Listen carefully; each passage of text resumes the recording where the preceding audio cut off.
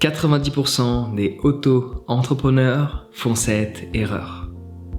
Avec de l'observation et les contacts que j'ai et les gens qui louent mon centre de yoga et plein de gens que j'ai pu rencontrer dans différents pays, dans différents coworking space, je peux voir que les gens qui sont en auto-entreprise commettent à 90% du temps la même erreur.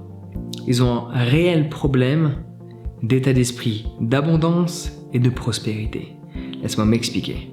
La plupart des auto-entrepreneurs se limitent eux-mêmes. On va prendre le cas français, pour simplifier.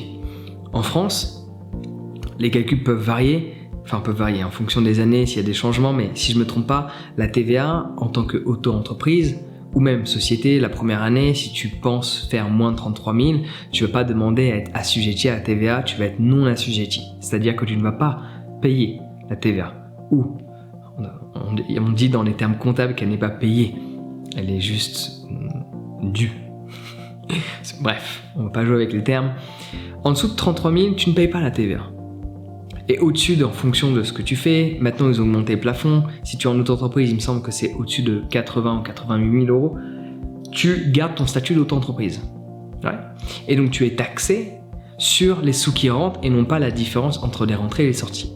Contrairement, quand tu as une société où tu es taxé tout le temps, tu as plein de trucs en plus que tu dois payer, mais sur l'impôt général des sociétés, tu dois payer, plus que quand tu es en auto-entreprise, mais tu dois payer uniquement la différence, le bénéfice, le résultat. Ok ? Tu dois payer des impôts dessus. J'ai dépensé 1 000 euros, j'ai eu 500 euros, je suis taxé sur 500 euros. J'ai eu 500 euros, ça peut pas le faire. Là, tu payes pas d'impôt. Laisse-moi refaire le calcul. J'ai inversé. J'ai dépensé 500 euros, j'ai gagné 1 000 euros. Plus logique dans ce sens-là. Je suis taxé sur 500 euros. Je dépense 0 euros, je gagne 1 000 euros. Je suis taxé sur 1 000. À l'échelle de la fin de l'année, évidemment. L'erreur que font les auto-entrepreneurs, c'est qu'ils pensent petit. Ils ne pensent pas à grandir. Ils ne pensent pas à s'élever. Je sais parce que dans mon centre de yoga qu'on met en location par exemple, après je peux te donner plein d'autres exemples où les gens ils pensent à économiser des impôts, veulent payer moins d'impôts, veulent payer moins de taxes alors qu'ils ne font même pas 100 000 par an. Ils cherchent à économiser alors qu'ils ne génèrent pas de revenus.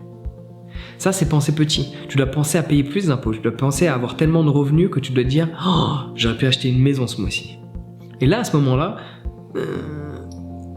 peut-être pas au niveau du mois, mais au niveau de si chaque année tu payes en taxe le prix d'une Porsche, par exemple, à ce moment-là, tu peux te dire « Ok, j'ai peut-être essayé d'optimiser ma fiscalité. » Mais avant cela, tu ne dois pas y penser. Tu dois penser à t'étendre, à employer des gens, à changer de structure. Et l'erreur que la plupart font des auto-entrepreneurs, c'est qu'ils sont dans cette dynamique où ils ne veulent pas dépenser. Comment tu veux grandir sans dépenser ? Le chiffre d'affaires que je fais mensuellement, c'est parce que j'ai 4 personnes qui travaillent avec moi. Quand j'étais tout seul, je ne faisais pas le même chiffre d'affaires. Puis j'ai eu une personne, puis 2, puis 3, puis 4. Et c'est l'ensemble de ces personnes-là, le budget pub que je mets en place, les systèmes que j'ai payés, tous les trucs que j'ai payés comme logiciels qui automatisent des choses et qui me coûtent de l'argent mensuellement, tous les trucs que je paye, que je dépense me permettent d'augmenter le revenu. Et bien sûr, mon état d'esprit et les connaissances que j'ai, que je t'enseigne sur mon site internet partagereussite.com, où tu as des informations exclusives dessus. En attendant, prends en considération ceci. Ne fais pas comme, par exemple, les profs de yoga, ils veulent organiser un événement, c'est-à-dire gagner de l'argent. Sauf qu'ils veulent pas payer le lieu directement, parce que sinon ça augmente leurs revenus. Parce que forcément, s'ils payent le lieu et que les gens leur payent directement le prix de la place, par exemple, tu factures 1 000 euros l'événement. T'en as pour, par personne, 500 euros. Donc tu fais 500 euros de bénéfice. Sauf que tu vas être taxé sur les 1 000 euros rentrés, et non pas les 500, contrairement à une entreprise. Et donc du coup, ils veulent pas faire ça parce qu'ils veulent pas payer plus d'impôts sur de l'argent qu'ils n'ont pas. Chose qui est logique.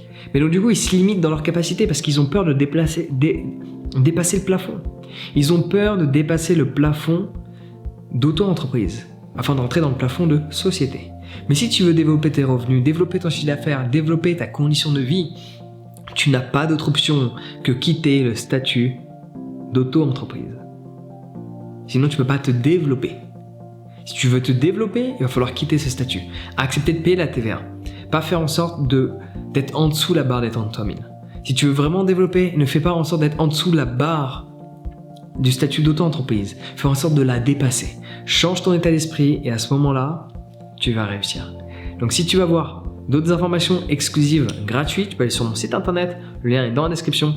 Plein de choses super essentielles. Ça se prend soin de toi et passe une excellente journée.